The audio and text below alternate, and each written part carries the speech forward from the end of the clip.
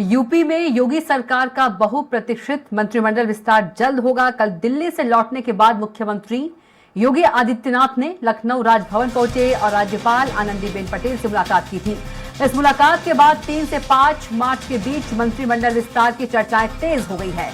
भाजपा के राष्ट्रीय अध्यक्ष जेपी नड्डा ने दिल्ली में मुख्यमंत्री Yogi Adityanath, deputy CM Keshav Prasad Maurya, party के प्रदेश अध्यक्ष भूपेंद्र चौधरी और महामंत्री संगठन धर्मपाल सिंह के साथ मंत्रिमंडल विस्तार पर चर्चा की।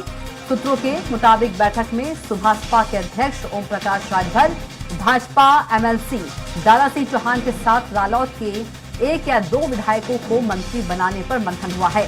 रालोद के एक विधायक को कैबिनेट और दूसरे को राज्य मंत्री का पद देने पर भी चर्चा हुई। भाजपा के भी 1 से 2 विधायकों को मंत्री बनाने पर सहमति बनी है। तो सूत्रों के हवाले से खबर,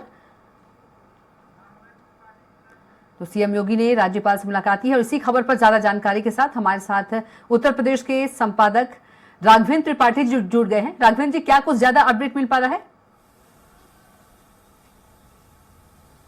जी बिल्कुल कविता जी, देखिए लोकसभा चुनाव सर पे है, अगले हफ्ते सूचना भी आ जाएगी। लेकिन उत्तर प्रदेश में सबसे बड़ी गर्माहट है कि मंत्रिमंडल का विस्तार, चूंकि ओम प्रकाश राजभर जो सुभाषपा पार्टी के अध्यक्ष हैं, 6 महीना पहले उन्होंने एनडीए में शामिल होने का ऐलान किया था। केंद्र नेतृत्व से उनकी बात हुई थी, उनको मंत्री बनाया जाना है।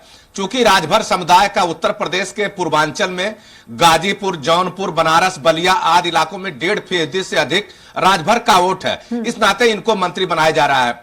वहीं दूसरी तरफ समाजवादी पार्टी से इस्तीफा देकर दारा सिंह चौहान जो लोनिया बिरादरी के आते हैं, चौहान बिरादरी से आते हैं, इनको भी मंत्री बनाया जाना, ताकि जो इस बिरादरी का वोट है उससे हासिल किया जाए। क्योंकि भारतीय जनता पार्टी ने उत्तर प्रदेश में 80 लोकसभा सीटें जीतने का लक्ष्य रखा है, तो एक एक वोट को लेकर बहुत सचेत है। वो जानती है कि किस बिरादरी का वोट किसके आने से मिलेगा। इसी तरह से पश्चिमी उत्तर प्रदेश में जाट समुदाय का वोट लेने के लिए आरएलडी यानी जयंत चौधरी से उन्होंने गठबंधन किया है। उनके भी 2 विधायकों को मंत्री बनाया जाना है। 1 विधायक उनका कैबिनेट बनेगा, 1 विधायक राज्य मंत्री बनेगा। इसके अलावा पार्टी के जो अच्छे विधायक हैं, जिन्होंने अच्छा काम किया है, उनको भी प्रमोशन दिए जाने की बात है। कुछ नए चेहरों को भी शामिल किया जाएगा। तो कुल मिलाकर जो यह विस्तार है, कल शाम 5 बजे तक विस्तार हो जाएगा। इसको लेकर यही कहना है कि आगे आने वाले चुनाव में इससे भारतीय जनता पार्टी को बहुत फायदा होने जा रहा है। क्योंकि जिस तरह से समाजवादी पार्टी ने पीडीए का नारा दिया है, पिछड़ा, दलित, अल्पसंख्यक, उसकी काट के लिए हर पार्टी जोड़ना चाहती है जो बिरादरी पिछड़ी जातियों से आते हैं। और मंत्रिमंडल के विस्तार में यह भी देखने को मिलेगा कि पिछड़ी और एससी जातियों का ही समायोजन किया जाएगा। सवर्ण लोगों को बहुत स्थान नहीं दिया जाएगा। हो सकता है कि सवर्ण मंत्री जो है कैबिनेट में, उनको प्रमोशन दिया जाए, लेकिन जो विस्तार हो रहा है इसमें ओबीसी और एससी लोगों को तरजीह दी जाएगी, ताकि 2024 का जो रास्ता है वह आसानी से पार किया जा सके। जी बिल्कुल राघवेंद्र जी, मंत्रिमंडल विस्तार के जरिए कहीं ना कहीं जातियों को जो है वो साधने की कोशिश की जा रही है।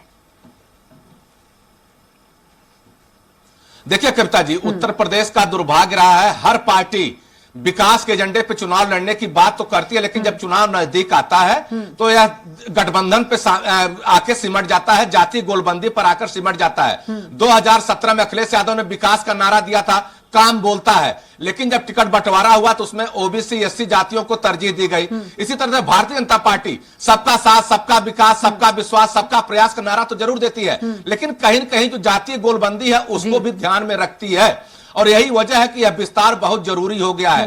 उत्तर प्रदेश में जब भी चुनाव होता है लोकसभा का या विधानसभा का, तो जातीय गोलबंदी बहुत महत्वपूर्ण हो जाती है। चूंकि जातियां खेमे में बटी हुई हैं, कोई अगड़ा है, कोई पिछड़ा है, कोई एससी है, कोई एसटी है।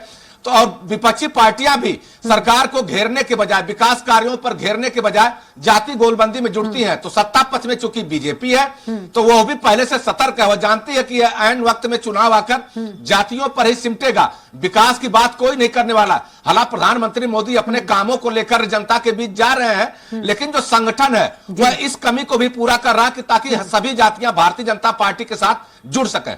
जी बिल्कुल राघवेंद्र जी, लोकसभा चुनाव अब बेहद ही नजदीक है, तो माना जाए कि आज मंत्रिमंडल का विस्तार हो जाएगा। देखिए मंत्रिमंडल का विस्तार कल योगी आदित्यनाथ राज्यपाल आनंदीबेन पटेल से मिले थे, उन्होंने अपनी बात रखी थी। चूंकि आनंदीबेन पटेल आज बाहर हैं, कल शाम 5 बजे तक विस्तार होने की संभावना है। चूंकि कल दिन भर राज्यपाल राजभवन में रहेंगी, तो ऐसा माना जा रहा है कल 5 बजे तक विस्तार हो जाएगा।